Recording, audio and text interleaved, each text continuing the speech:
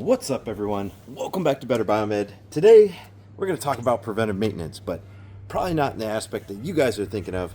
We're going to talk about preventive maintenance of our vehicles. Well, you guys know it's wintertime, it's getting cold out. Things like air pressure tend to drop because the air kind of condenses and compresses, and a lot of things grow and shrink in heat and cold. And when that happens, things like tires tend to lose air. So every single winter I go through and I do a full PM on my vehicle, which includes going through and I spray the undercarriage with fluid film, and then I check all my tires. Well, wouldn't you know it, given that this is a Jeep and one of the easiest vehicles to check the spare, I haven't checked it in like months. And I checked this one and it's down to 3.5 PSI. That's wild. So with 3.5 PSI, there's no way a tire gets that low without having some sort of regular leak. Now, I've never checked this tire since probably a week after I bought the car. I figured it was going to be safe a week after I bought the car, and it was sitting just a little bit low, but I expected that. Here we are a couple months later after I bought the car, 3.5 PSI, and I'm like, gosh darn it, I have a real leak on that thing. So I went through and I did the regular maintenance, which is to check for leaks. I use soapy water and a spray bottle. And you can see right here, conveniently, how crazy is that? The leak is on the top. And it is a minute little leak. It's tiny. So I'm going to show you guys today how we can deal with this kind of thing. Now, it looks like the little guy is in there pretty good. So that means I'm going to have to use a pair of needle nose pliers. So let's go ahead and get some needle nose pliers. We're going to dry this up pretty good. And we'll come back for the screw or it looks like a nail. We're going to extract it, and then we're going to go ahead and plug this tire, and then we're going to get it back up and going. Hold on. All right, folks, when I go on a road trip, I always take a tire plug kit with me, which includes cement, a set of pliers, and a spike, what I call it, and the other one is going to be a plug T-handle. And this is going to be in my car every time I take a road trip, because you never know what's going to happen. And I've had to plug multiple tires, and I've had real good success with them. Gosh darn it, can't believe that this guy's got that leak.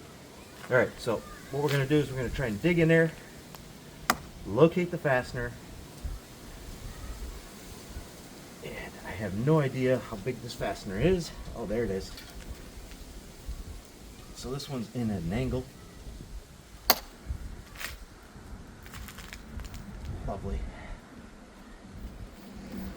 There it is. You see its ugly little head.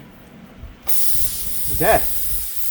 You can see, this is what it looks like. Got a sock. Stick the guy right there.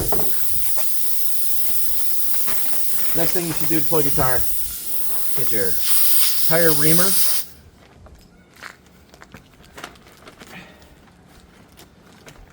And we're going to stick the tire reamer in that exact hole where that fastener was, right? Now the reamer is going to separate the cords. It's going to make sure that the plug is going to fit in there. So yes, we are making the hole bigger, but it's for purpose.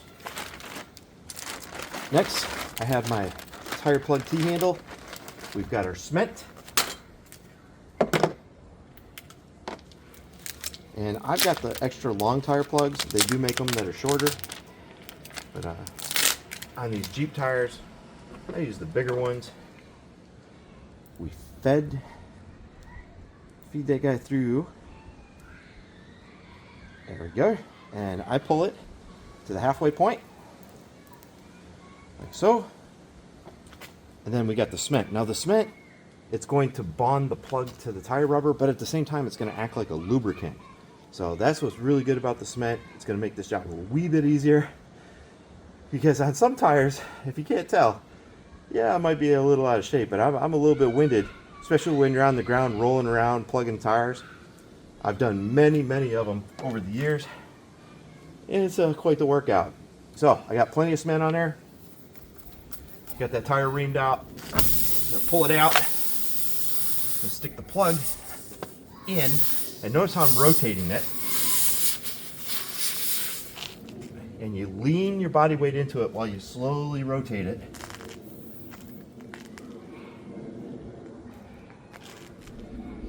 Let that plug kind of work its way in.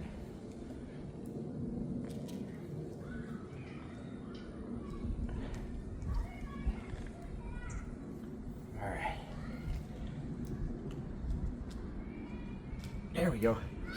Now once you got the T-handle past the inner wall of the tire, it's going to start going a little bit faster, a little bit smoother. That's when I start unwinding it. And insert it a little bit while it's unwinding. And then you get ready. And you pull it out. Okay. You see I got a bunch of goo all over it. It's not going to matter. But these little cords sticking out, those are going to matter, because what we're going to end up doing is we're going to clip those off after it cures. If it was on one of my drive tires, I would clip them off maybe after driving on it a little bit. We're going to go ahead and let that guy sit. We're going to let it cure overnight, and then tomorrow, come out, we'll clip those off. That's how you plug a tire. These guys inflate to about 35 PSI. Thanks for watching, guys. If you enjoyed this video, don't forget to give it a thumbs up and subscribe for more content. I'd love to hear your thoughts, so drop a comment below with what you'd like to see in future videos.